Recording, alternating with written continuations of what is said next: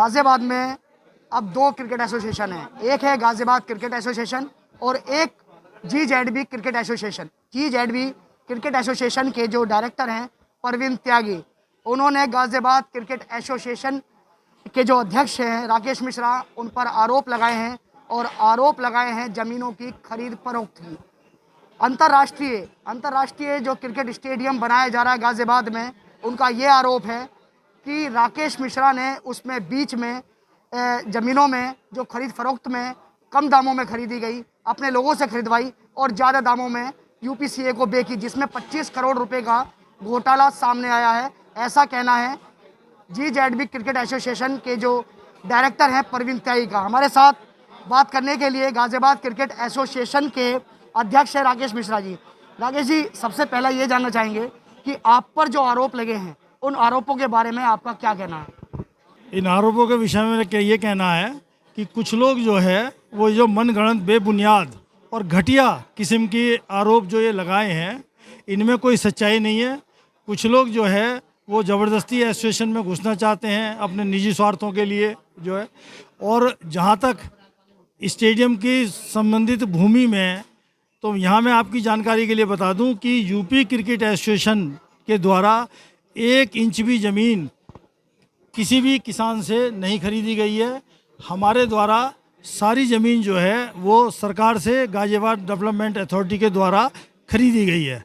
तो इसमें किसी भी प्रकार के सस्ती महंगी का क्रय विक्रय का तो कोई सवाल ही पैदा नहीं होता। राकेश जी, एक आरोप और है, और आरोप ये है कि अगर किसी भी बच्चे को क्रिकेट की दुनिया में आगे बढ़ना है तो राकेश मिश्रा के स्टेडियम में जरूर खेलना होगा और उससे बहुत ही ज़्यादा जो फीस है वह वसूली जाती है। उसके बारे में क्या कहना आपका? देखिए, राकेश मिश्रा ने एक क्रिकेट का ग्राउंड बनाया है, कोई स्टेडियम नहीं है राकेश मिश्रा का, ठीक है। स्टेडियम के पास में राजनगर वहाँ एक्सटेंशन में जो है ना, मोटी के साथ में। और जहाँ फीस की बात हो तो वहाँ पर अभी तो कोविड में तो वो शुरू हुआ है और कोविड में रहेगा। और राकेश मिश्रा के ग्राउंड पर ना तो कोई गाज़ियाबाद क्रिकेट एसोसिएशन की अकेडमी चल रही है, ना भविष्य में चलेगी, ठीक है। और जहाँ तक उस पर उसका सवाल है, तो मैं आपको ये बता दूं कि अभी भी जो बच्चे आज भी जो यूपी में प्रतिनिधित्व कर रहे हैं, जो बच्चे अभी सेलेक्ट हुए हैं, उनमें से मेरे विचार से अभी उस वाले ग्राउंड पे, क्योंकि ग्राउंड ये भी 1 साल हुआ है तैयार हुए, उनमें से तो शायद अभी कोई बच्चा है भी नहीं जो है ना। और जहाँ ये कहना कि राकेश मिश्रा के ग्राउंड पे या RPL पे खेलना होगा, तो मैं आपको बताऊं, मैं व्यवसायी हूँ, जीवन में बहुत कुछ मुझे समाज से मिला है, ईश्वर से मिला है। मेरा प्रयास जो है वो समाज को ब्याज सहित लौटाने का है। राकेश जी, आपसे एक सवाल और ये जानना चाहेंगे कि ये जो ज़मीन है ये किस समय अधिग्रहित की गई थी, कितने वर्ष हो गए और अभी मौके पर स्थिति क्या है?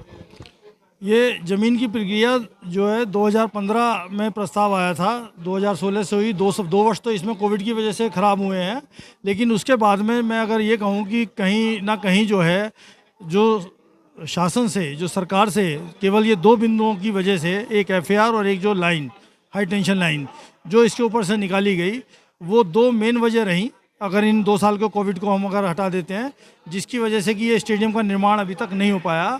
लेकिन मैंने जैसे अभी आपके माध्यम से भी मैंने कहा कि ये दोनों बिंदुओं पे इनका निराकरण होते ही हम ज़्यादा से ज़्यादा 3 महीने के अंदर अंदर निर्माण की प्रक्रिया शुरू करने की पोजीशन में होंगे और 2 वर्ष के अंदर अंदर इसको फिर हम पूरा कर लेंगे। और साथ ही ज़मीन, क्योंकि टुकड़ों में जब करीब करीब समझिए 100 लोग हैं, 100 के करीब रजिस्ट्री हैं, जो कि गांव से GDA के द्वारा हमारे को, GDA ने हमें उपलब्ध कराई जो है ना। तो 100 रजिस्ट्री का होना वो भी एक लंबा समय इसको ले गया, इस प्रक्रिया को, जिसकी वजह से कि डिले रहा। लेकिन मेन वजह जो है केवल इसकी तार और इसका FAR से। जी, अगर तार की बात करें तो क्या उस समय, जिस समय ज़मीनें ली गई थी वहाँ पर, तो क्या उस समय हाई टेंशन तार नहीं थी? क्या आपने उस समय नहीं देखी थी? और अगर उस समय नहीं थी तो उसके बाद ये लगा कैसे दी गई? जिस समय हमने तार ली, मैंने अभी यहाँ पर दिया है और आप भी उसको पत्र को ले लीजिएगा कि GDA ने भी पहले ही विद्युत विभाग को ये लिख करके दिया कि ये भूमि स्टेडियम के लिए है और इस पर से इस तार को नहीं निकालिए, ठीक है। लेकिन ये विद्युत विभाग ने हठधर्मिता के साथ में ज़बरदस्ती उसको, लाइन को उस भूमि के ऊपर से निकाला, जबकि उसका प्रमाण के रूप में मैंने यहाँ पर DM, मुख्य सचिव चेयरमैन सबको पत्र द्वारा सूचित किया कि ये इस पर लाइन ज़बरदस्ती की निकाली जा रही है और विद्युत विभाग ने इसको संज्ञान में नहीं लिया। उनका ये कहना था कि ज़बरदस्ती का कि साहब ये अभी लाइन जो है हम इसको हटा देंगे और ये कर देंगे वो कर देंगे, और ये ज़बरदस्ती तरीके से इसको लाइन को इस पर खींचा गया, जबकि जीडीए ने और हमारे द्वारा इसके संबंध में सारे लेटर जिनकी कॉपियाँ संलग्न है सारे विद्युत विभाग को उससे पूर्व में दी गई। तो ये थे राकेश मिश्रा, जिनका साफ तौर पे ये कहना है कि जो भी आरोप लगाए गए हैं वो बेबुनियाद हैं, और जिस तरह के आरोप लगाए हैं मैं काफ़ी आहत हूँ और इनके खिलाफ मानहानि भी करूँगा। अब देखना ये है कि गाज़ियाबाद क्रिकेट एसोसिएशन व GZB क्रिकेट एसोसिएशन की लड़ाई कहाँ तक पहुँचेगी। गाज़ियाबाद से ABP गंगा के लिए मैं शक्ति सिंह। ABP गंगा, खबर आपकी, जुबान आपकी।